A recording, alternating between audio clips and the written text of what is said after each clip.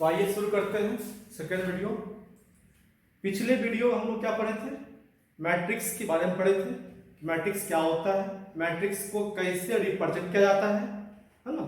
Matrix को हम लोग जो है उसका कैसे फाइंड करते हैं, डायमेंशन या ऑर्डर ये पढ़ चुके थे। उसके बाद जो है टाइप्स ऑफ मैट्रिसेस पढ़े थे, उसमें पूरा हुआ ही नहीं था। हम लोग कहाँ तक 1 से लेकर 10 तक पढ़ चुके थे, कहीं तक कुछ और बचा हुआ है। तो 10 के बाद देखते हैं, 10वां शायद आपका था आइडेंटिटी मैट्रिक्स था, है ना। उसके बाद हम लोग देखते हैं 11 टाइप्स ऑफ मैट्रिक्स का, टाइप्स ऑफ मैट्रिसेस टॉपिक चल रहा था, कंप्लीट हुआ नहीं था, 10 तक कर दिए थे। 11 से स्टार्ट करते हैं। 11 आपका है trace of a matrix, trace of a matrix. देखिए क्या होता है, the sum of the diagonal elements of a square matrix। एक स्क्वायर मैट्रिक्स ले लेते हैं, नाम दे दिया ए, यहां दे देते हैं से, is called the trace of a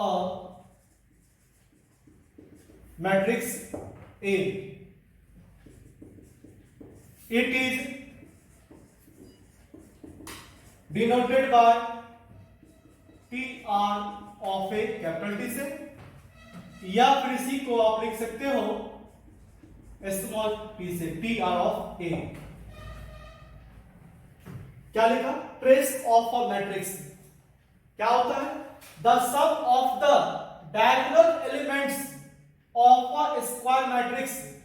क्या कहा, स्क्वायर मैट्रिक्स, स्क्वायर मैट्रिक्स के डायगोनल एलिमेंट का जो सम होता है उसे कहते हैं क्या, हम लोग ट्रेस ऑफ अ मैट्रिक्स करते हैं। देखिए मैं आपको इसे एग्जांपल के माध्यम से समझा रहा हूं। एग्जांपल, एक कोई मैट्रिक्स ले लेते हैं, लेट A इक्वल्स टू 1 4 7 2 0 8 7 5 9, ऐसा ले लिया, ठीक है। क्या इसको हम लोग स्क्वायर मैट्रिक्स कहेंगे? डेफिनेटली कहेंगे।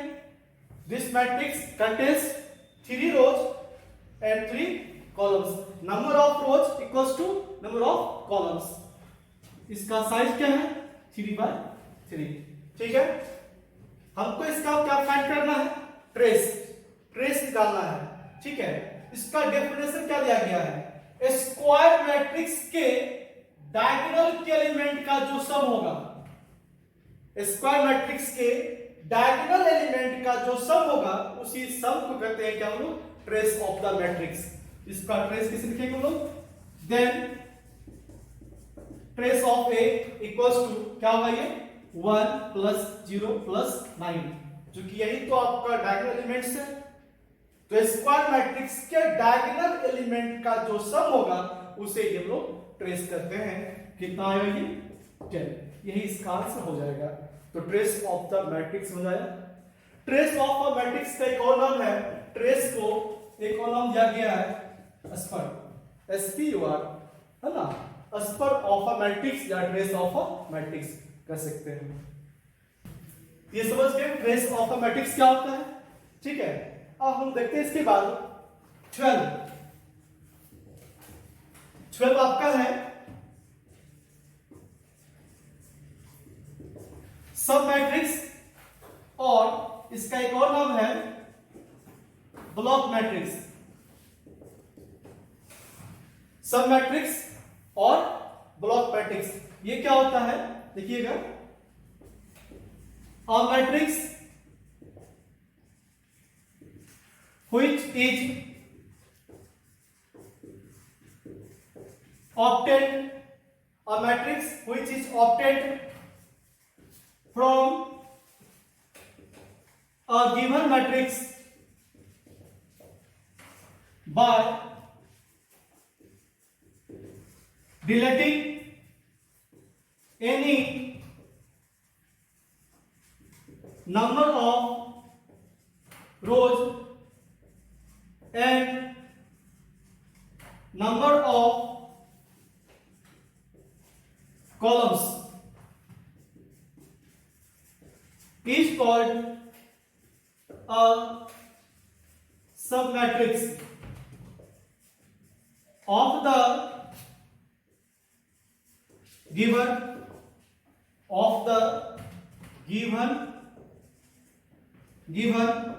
मैट्रिक्स। सब मैट्रिक्स और ब्लॉक मैट्रिक्स। क्या लिखा?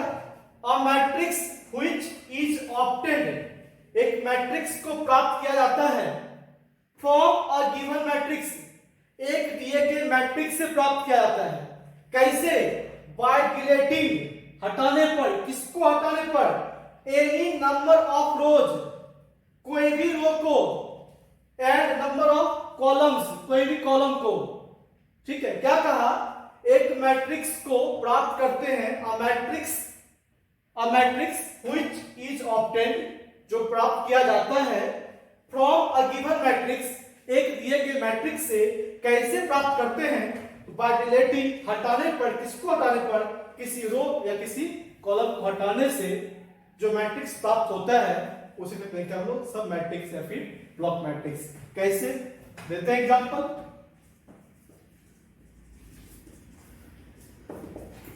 ध्यान देंगे। 4 6 7 8 इज अ सब matrix, is a submatrix of the matrix 1 5 7 2 4 6 0 7 8। ध्यान दीजिएगा, एग्जाम्पल क्या दिया? दिस मैट्रिक्स इज अ सब matrix of the matrix this. इस मैट्रिक्स को, इस मैट्रिक्स का सब मैट्रिक्स कहेंगे। मतलब ये कहलाएगा क्या? सब मैट्रिक्स। इसे कहेंगे हम क्या? सब मैट्रिक्स। इसे कहेंगे हम लोग। ठीक है, इसे कहेंगे हम लोग सब मैट्रिक्स। किसका? इस मैट्रिक्स का। क्योंकि इस मैट्रिक्स को इसी मैट्रिक्स से हम लोग फाइंड किए हैं। कैसे? आप देख सकते हैं, ये इसमें प्रेजेंट है। अब ध्यान दीजिएगा, है प्रेजेंट यहाँ पे 4 6 7 8। तो यहां पर क्या किया गया? इस मैट्रिक्स को कैसे हम प्राप्त किए? ध्यान दीजिएगा, ये आपका क्या है? This is the first row, this is the first column. तो फर्स्ट रो और फर्स्ट कॉलम को हटाए, फर्स्ट रो और फर्स्ट कॉलम को हटाए, उससे जो मैट्रिक्स बना, उसी मैट्रिक्स को इस मैट्रिक्स का सब मैट्रिक्स या ब्लॉक मैट्रिक्स कहेंगे। ठीक है। अब सर क्या स्क्वायर मैट्रिक्स में ही पॉसिबल है? किसी मैट्रिक्स में पॉसिबल है। ठीक है, यदि आपका इच्छा हो कि नहीं हम सिर्फ एक ही रो हटाए, मान लो कि 1 5 7 को हमने हटा दिया, अब मेरे पास क्या बचा? 2 4 6 0 7 8। तो इस मैट्रिक्स को भी इस मैट्रिक्स का सब मैट्रिक्स कहेंगे। ये भी हुआ सब मैट्रिक्स। तो कहीं से भी एक रो या एक कॉलम या दो या एक रो एक कॉलम, ठीक है, हमने क्या कहा? एक रो और एक कॉलम, या एक रो, कोई भी एक रो या कोई भी एक कॉलम को हटाने से जो मैट्रिक्स प्राप्त होता है उसे कहते हैं क्या? सब मैट्रिक्स। बात समझ आया कि नहीं? लीजिए, आप क्या हो गया? सब मैट्रिक्स हो गया, या इसे कहते हैं क्या? Block matrix. यहां तक कोई दिक्कत नहीं है। आगे बढ़े तो अब देखते हैं टाइप नंबर 13। ये आपका है upper triangular matrix. Upper triangular matrix देखिएगा, a square matrix in which all elements below the leading diagonal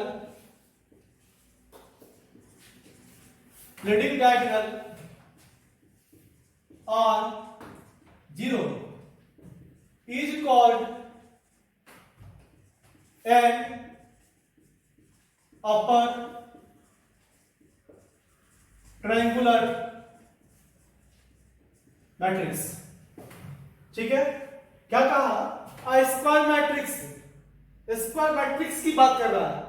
in which, जिसमें कहा ऑल एलिमेंट्स, सारे elements below the leading diagonal या सिर्फ diagonal, below the leading diagonal are 0। किसी square matrix में leading diagonal के नीचे का सारा एलिमेंट क्या हो जाए? 0। तब उस स्क्वायर मैट्रिक्स को क्या कहेंगे? अपर ट्रायंगुलर मैट्रिक्स। देखिए एग्जांपल,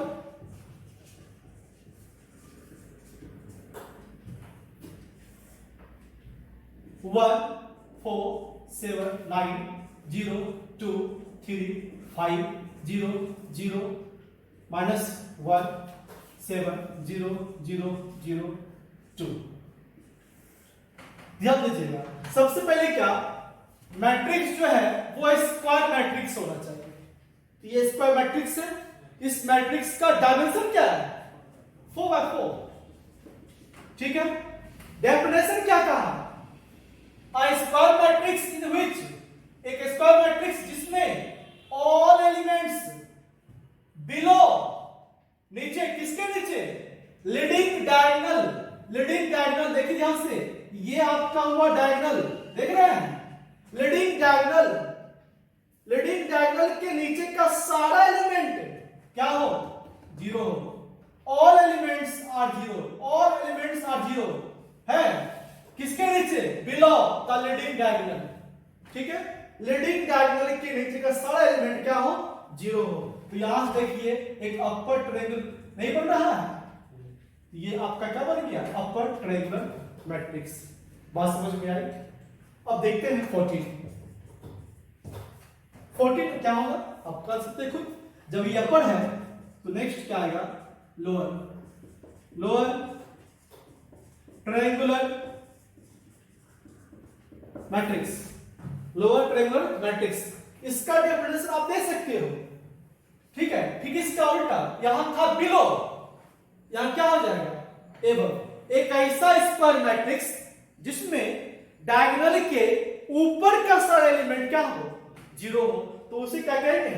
लोअर ट्रायंगुलर मैट्रिक्स। मतलब ट्रायंगल अब नीचे बनेगा, ये ट्रायंगल ऊपर बना था, अब ट्रायंगल नीचे बनेगा। पहले डेफिनेशन देख लेते हैं। A square matrix in which all elements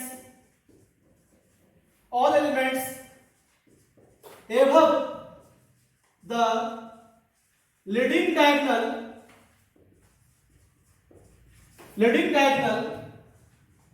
are 0 is called a lower triangular matrix. Example देखते हैं। ठीक है, एग्जांपल लीजिए, 4 0 0 3 0, यहां पर ले सकते, कोई दिक्कत नहीं। 1 0 5 7 3, ऐसा देखिए स्क्वायर मैट्रिक्स है। इसका क्या है ऑर्डर? 3 5 3 है। डेफिनेशन क्या कहा कि डायगोनल, देखिए यही तो आपका डायगोनल जी, इसका क्या है पोजीशन? A11, इसका क्या पोजीशन है? A22, इसका A33, और यही मेरा क्या है? डायगोनल। तो डायगोनल के ऊपर का सारा एलिमेंट क्या हो? 0 हो, तब उस स्क्वायर मैट्रिक्स को क्या कहेंगे? लोअर ट्रायंगुलर मैट्रिक्स कहेंगे। क्लियर? तो यहां पर हम इसको दे देंगे, ये आपका क्या हो गया? लोअर ट्रायंगुलर मैट्रिक्स हो गया। देखते हैं 15। ये आपका है सिंगलटन मैट्रिक्स, नाम से इस पर जोड़ा है सिंगलटन, मतलब ऐसा मैट्रिक्स जिसमें सिर्फ और सिर्फ एक ही एलिमेंट हो। देखिए, if in a matrix there is only one element, then it is called a singleton matrix। ठीक है, एग्जाम्पल बहुत सारे दे सकते हो, देखते हैं। ये आपका सिंगलटन मैट्रिक्स हुआ,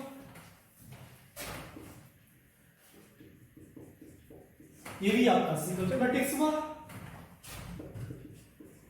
ये भी सिंगलटन मैट्रिक्स हुआ, है ना।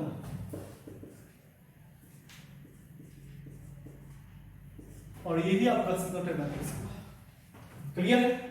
नेक्स्ट देखते हैं टाइप नंबर 16। ये आपका होगा कंपैरेबल मैट्रिसेज। कंपैरेबल मैट्रिसेज क्या दोगे? To matrices,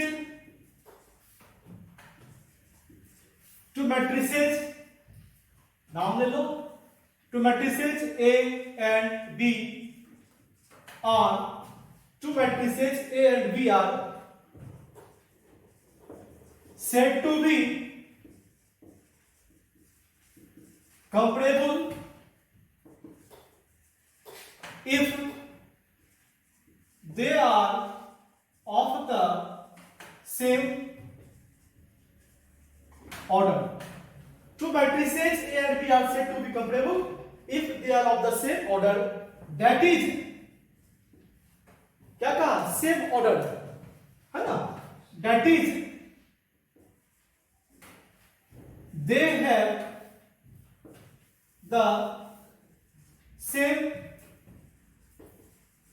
number of rows and same number of columns, है ना। टू मैट्रिसेज, दो मैट्रिक्स की बात हो रही है।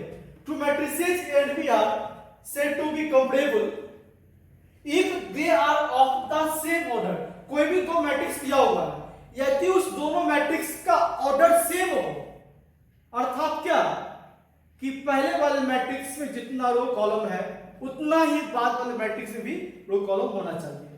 ठीक है, तो उस मैट्रिक्स को क्या कहेंगे? बोलो, कंपैरेबल मैट्रिसेस। देखिए example, A equals to 1 3 0 5 2 -7 and B equals to √2 7 0 5 -1 8। इसका ऑर्डर हो गया 2/3, इसका हो गया order 2/3।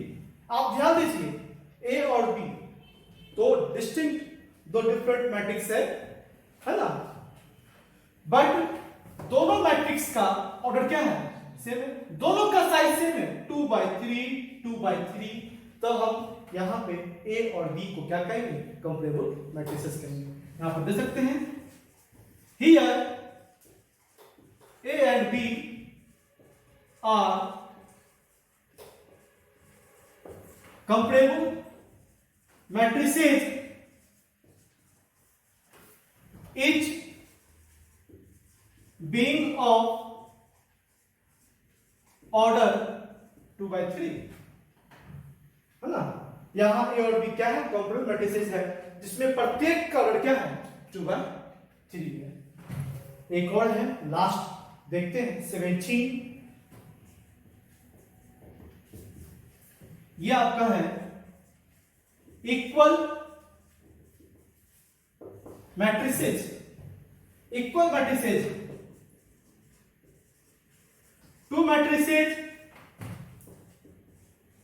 A and B are equal written as A equals to B. Written as A equals to B. Two matrices A and B are said to be equal. जिसको लिखते हैं A equals to B. कब कहेंगे? If they are of the same order. If they are of the same order and their corresponding elements are equal and their corresponding elements are equal. आइए इसका example समझते हैं.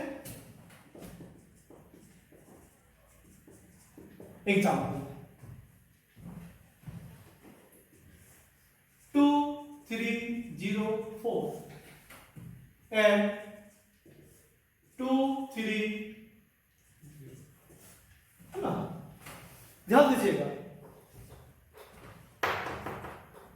This matrix and this matrix हमने क्या कहा? Equal matrix. Equal matrix होने के लिए क्या शर्त है, क्या कंडीशन है? दो कंडीशन कहा. पहला क्या, ध्यान दीजिएगा, if they are of the same order. ध्यान दीजिएगा, if they are of the same order. उस दोनों मैट्रिक्स का पहला कंडीशन ये है कि उस दोनों मैट्रिक्स का क्या होना चाहिए? ऑर्डर सेम होना चाहिए. इतना ही नहीं, एक कंडीशन और है, their corresponding elements are equal, और उसके कॉरस्पॉन्डिंग एलिमेंट्स भी इक्वल होना चाहिए. यहां पर ध्यान दो, दोनों का ऑर्डर सेम है, ठीक है. ये भी 2/2 है, ये भी 2/2 है. चलिए, पहला शर्त को पूरा कर लिया. सेकेंड शर्त है कॉरस्पॉन्डिंग एलिमेंट्स इक्वल होना चाहिए. देखिए, इस दोनों का एलिमेंट्स तो इक्वल है, एलिमेंट्स इक्वल है, 2 2 3 4 है ना, इक्वल एलिमेंट्स है. लेकिन यहां एलिमेंट्स आर इक्वल नहीं कहा, एलिमेंट्स आर इक्वल नहीं कहा. क्या कहा? Corresponding elements are equal. Corresponding elements मतलब क्या? इस एलिमेंट का पोजीशन क्या है? A11. तो A11 वाला एलिमेंट दूसरे मैट्रिक्स के A11 वाले के ही बराबर होना चाहिए, ठीक है. मतलब A11 के इक्वल हो, A12 के इक्वल हो, A21 के इक्वल हो, A22 के इक्वल हो. तो यहां पर हम देखते हैं क्या, A21 और A21 दोनों इक्वल है? नहीं है. तो इसे हम लोग इक्वल मैट्रिक्स नहीं कहेंगे. एलिमेंट देखा जाए तो सब वही दिख रहा है, लेकिन कॉरस्पॉन्डिंग एलिमेंट्स जो है यहां पर इक्वल हो रहा है, यहां इक्वल हो रहा है, नहीं हो रहा है. इससे हम इक्वल मैट्रिक्स नहीं कहेंगे, है ना. This and this are not equal matrices, ठीक है. बट 2 3 0 4 इक्वल्स टू 2 3 0 4, इसको इक्वल कर सकते हैं. यहां पर फॉलो कर रहा है कॉरस्पॉन्डिंग एलिमेंट्स आर इक्वल है. जिसका जो पोजीशन है वो अपने अपने पोजीशन वाले के इक्वल होना चाहिए. बात समझ में आई? हाँ, तो इतना ही टाइप्स था. तो टाइप्स ऑफ मैट्रिसेस यहीं पर फिनिश होता है. इसके बाद हमने कहा था कि एनसीईआरटी का एक्सरसाइज 3.1 देखूंगा, उसको देख लेता हूँ, ठीक है. जो बनाए होंगे वो देख लेंगे, जो ना जहां डाउट होगा वो भी देख लेंगे, ठीक है. अब एनसीईआरटी हम आ चुके हैं. कलम कॉपी किताब खोल के जा रही है. Exercise 3.1, exercise 3.1. पहला क्वेश्चन है, in the matrix A equals to, एक मैट्रिक्स दिया हुआ है, पहले फटाफट इसको लिख लेते हैं. A इक्वल्स टू 2 5 19 -7 35 -2 5/2 12 √3 1 -5 17, ठीक है. देन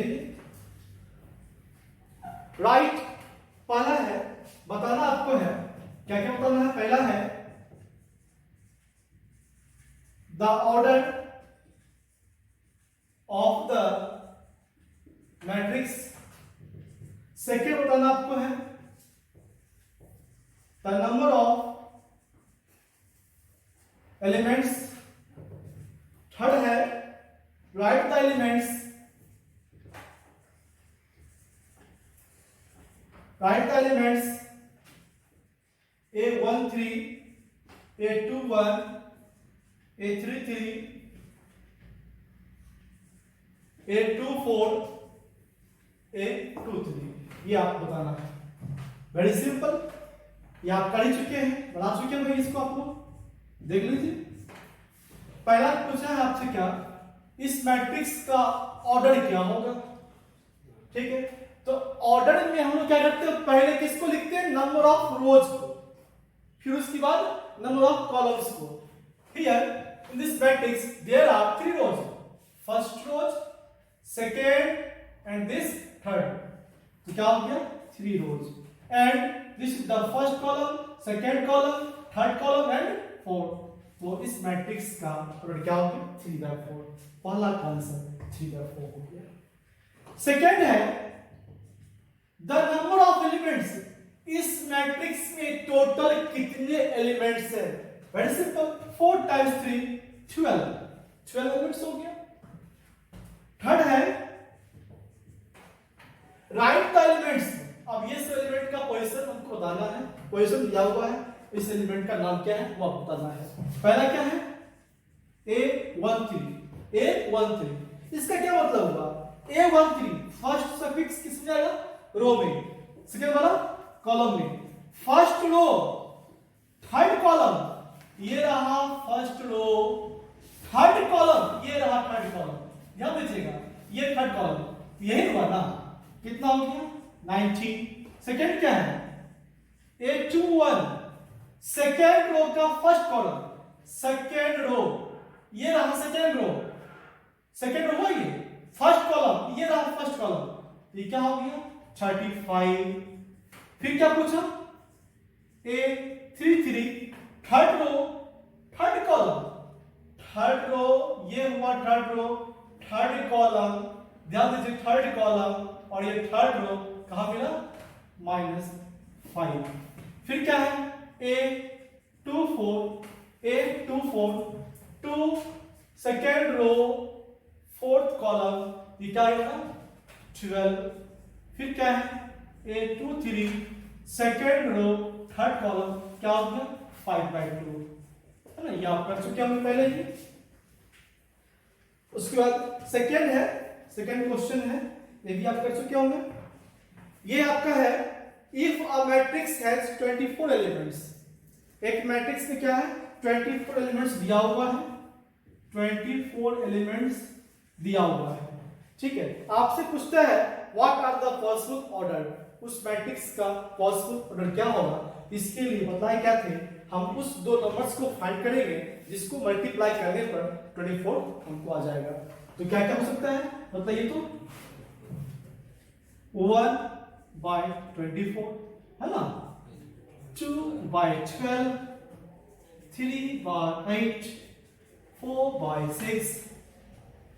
ठीक है, अब इसके बाद इसको कन्वर्ट करते हैं। 12/1, सॉरी 24/1, 12/2, 8/3, 6/4, यही सब होगा। इसके अलावा कुछ तो नहीं है। ठीक है, ये हो गया। और फिर क्या पूछता है what if it has 13 elements. यदि इसमें 30 एलिमेंट्स हो तब क्या होगा ऑर्डर। अब क्या कहा? 13 एलिमेंट्स हो, 13 एलिमेंट्स हो तो सिंपल है, 13/1 होगा और एक 1/13 होगा। अब पता है कि 13 जो है वो प्राइम नंबर है, वो अभाज्य संख्या है। इसका दो ही हो सकता है, एक 13/1 और एक 1/13। वैसे ही आपका है क्वेश्चन नंबर 3, क्वेश्चन नंबर 4 देख लीजिए। मैं सिर्फ आपको हिंट कर देता हूं, आप बना लीजिएगा, है ना। 2, 3 सेम था इसलिए 3 को छोड़ देते हैं। 4 देखते हैं। 4 में कहा कंस्ट्रक्ट, बनाइए क्या 2x2 मैट्रिक्स, एक 2x2 मैट्रिक्स को बनाना है, ठीक है। तो इसके लिए बताइए क्या लिखेंगे, we have to construct a 2x2 matrix, ठीक है।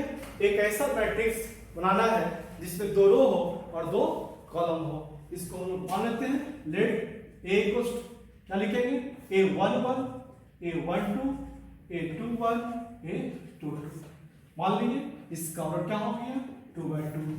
अब देखिए एलिमेंट को डिफाइन किए हुए हैं। पहला क्या आपका है, पहला आपका हो गया aij इक्वल्स टू क्या दिया हुआ है, I plus J whole square over 2, ऐसा दिया हुआ है। फाइंड कर सकते हैं, है ना। लिखेंगे क्या, यहां से A11 इक्वल्स टू I की प्लेस पे 1, J की प्लेस पे 1, यहां डालो 1 plus 1 whole square over 2 equals to कितना 2, 1 प्लस 1 2, 2 स्क्वायर 4, 4 ओवर 2 2। फिर क्या है A12 1 plus 2 whole square over 2 equals to 2 plus 1 3 square 9 9 by 2। फिर क्या है A21 equals to 2 plus 1 whole square over 2 equals to क्या होगा 9 बाई 2। A22 क्या होगा 2 plus 2 whole square over 2 equals to 2 plus 2 4 4 square 16 over 2 equals to 8। Therefore A equals to क्या लिखेंगे, A11 कितना हो गया 2, ये हो गया आपका 9 बाई 2 9 बाई 2 और ये 8 2 बाई 2 हो गया। ऐसे ही आप सेकेंड तक कर लेंगे, चौथा का बाकी 2 जो है कर लेंगे, पांचवा भी वही है। अब देखते हैं question number 6। Find the values of x, y and z from the flowing equations. Matrix equation दिया हुआ है, उस इक्वेशन से हमको x, y और z वैल्यू फाइंड करना है। 3 दिया हुआ है, मैं एक आपको समझा देता हूं और रेस्ट आप बना लोगे, ठीक है। 1 2 3 मैं कौन सा आपको समझा दूं, चलो मैं आपको थर्ड ही देता हूं। थर्ड देख लो, x plus y plus z, x plus z y plus z, this equals to 9 5 7, ठीक है, दिया हुआ है। अभी हम लोग टाइप्स ऑफ मैट्रिसेस का लास्ट पढ़े थे, क्या इक्वल मैट्रिसेस, उसी के कॉन्सेप्ट से बनेगा। या लिखेंगे हम लोग क्या, bye equality of matrices, bye equality of matrices, ठीक है। दोनों मैट्रिक्स इक्वल दिया हुआ है, कर दिया है, मैट्रिक्स इक्वेशन दिया हुआ है, x y z को फाइंड कीजिए। तो बाय इक्वालिटी ऑफ मैट्रिसेस, इससे हम क्या जानते हैं कि corresponding elements are equal, corresponding elements are equal, है ना। मतलब दिस इक्वल्स टू दिस लिखेंगे, x plus y plus z equals to 9, equation number first. फिर क्या देंगे, x plus z equals to 5, this is second. फिर क्या देंगे, y plus z equals to 7, this is third. हो गया। अब इस 3 इक्वेशन के हेल्प से हम x y z को फाइंड कर लेंगे। कैसे, देख लीजिए। सबसे पहले आप देखो इक्वेशन फर्स्ट को थर्ड में देखो, फर्स्ट को थर्ड को, सेकेंड थर्ड कहीं चीज लेकर चल सकते, कोई दिक्कत नहीं है। जैसे आपको सुविधा हो आप उसको ऐसे सॉल्व कर लो, है ना। यहां पर देखो, मैं पहले इजीली वर्क कैसे होगा, तो फर्स्ट और थर्ड को लेने से हो रहा है, यस, फर्स्ट और थर्ड को लेने से हो जाएगा। कैसे हो जाएगा, y प्लस जेड, है ना।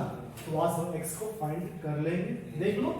तो चलते हैं पहले from equation first and third, from equation first and third we get, देखो फर्स्ट क्या है, x plus y plus z equals to 7, इसके प्लेस पे क्या लिखेंगे 7, this equals to 9, therefore x equals to 2। आ गया। x फाइंड कर लिए। फिर एक बार हम लोग क्या करते हैं, फर्स्ट और सेकंड ले लेते हैं, फर्स्ट एंड सेकंड ले लेते हैं दो। Again from equation first and second we get first and second. First को देखो x प्लस 5 प्लस z है, सेकंड है x plus z। x plus z क्या है 5 है ना, तो फर्स्ट को हम दे देंगे क्या y plus x plus z equals to 9। This implies y plus x plus z कितना है 5 है equals to 9। This implies y plus to 4। ठीक है, x निकल गया, y निकल गया, z को फाइंड करना है, आसानी से निकाल सकते हो। x की वैल्यू को रख दो सेकंड में, z निकल जाएगा, या फिर y की वैल्यू रख दो थर्ड में, तो z निकल जाएगा। कहीं से निकाल लो। फ्रॉम सेकंड चलते हैं सेकंड से, x plus z equals to क्या है 5 है, तो इसमें रखो x कितना आपके पास है, ये आपका 2 है, x इक्वल्स 2 है। This implies 2 plus z equals to 5। This implies z equals to 3।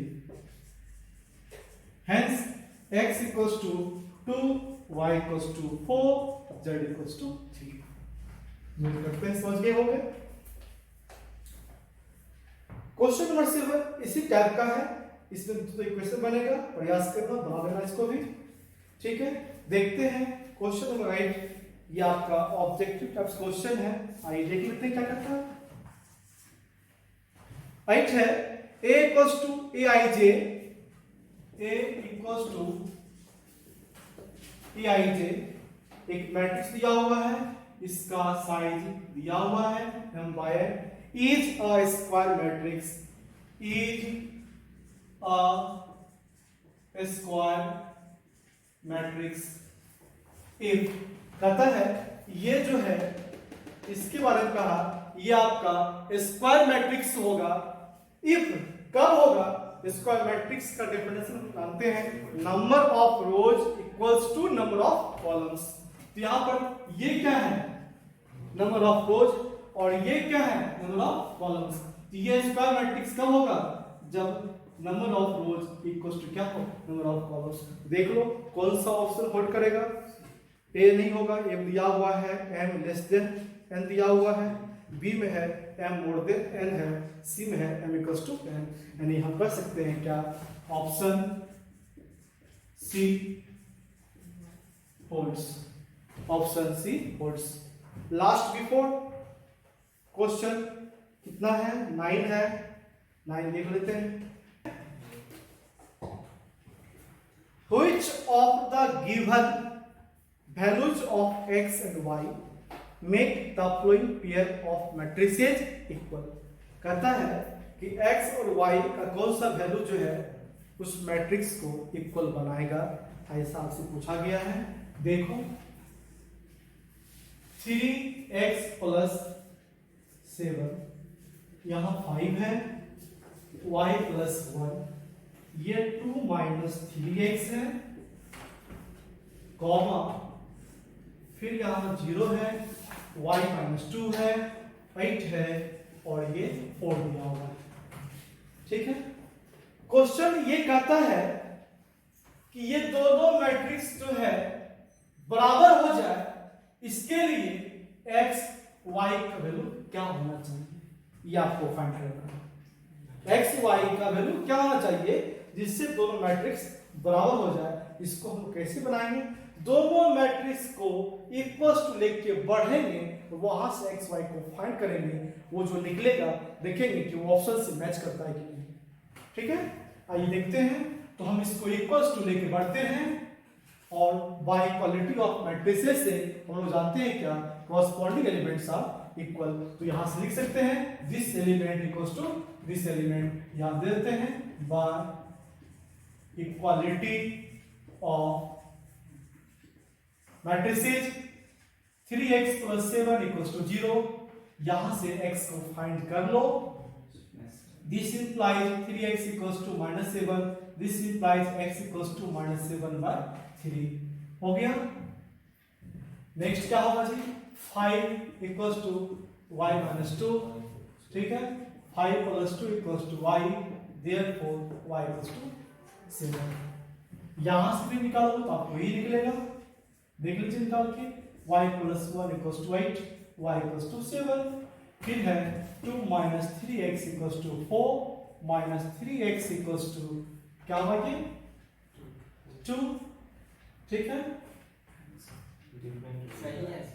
सही है सर, नोट और x = हो गया -2/3।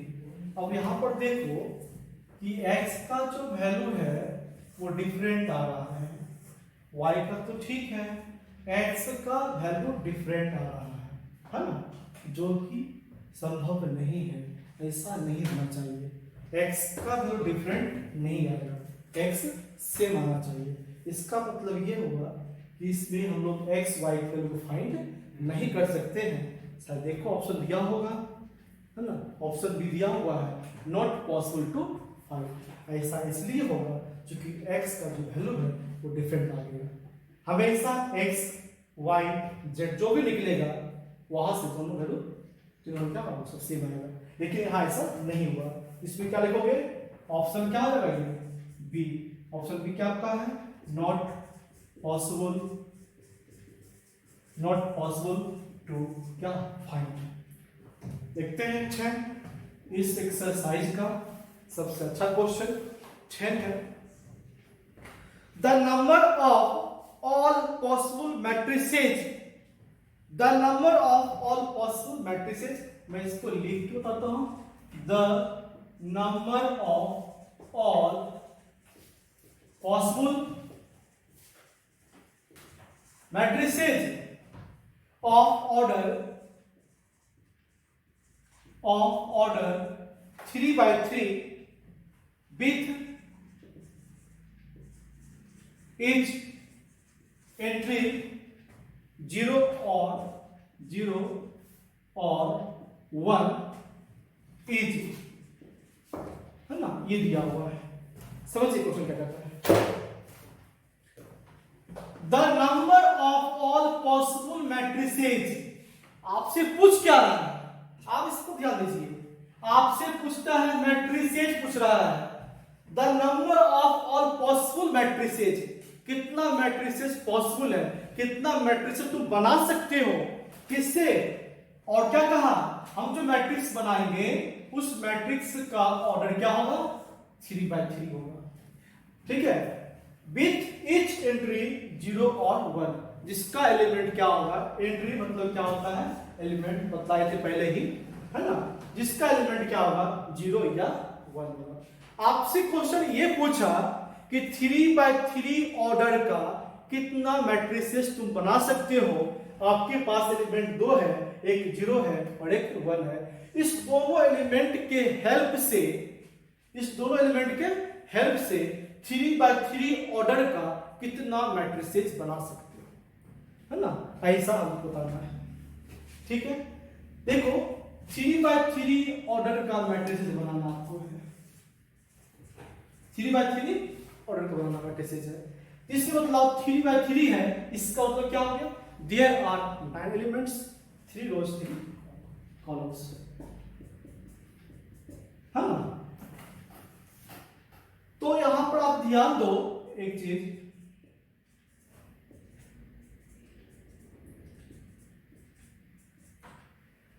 ठीक है, यहां पर हमको ध्यान देना यह है कि हमको 3/3 ऑर्डर का मैट्रिसेस पूछ रहा है, कितना बना सकते हो, जबकि ईच एंट्री, ईच एलिमेंट क्या होना चाहिए, या तो 0 होगा या तो 1 होगा, ठीक है।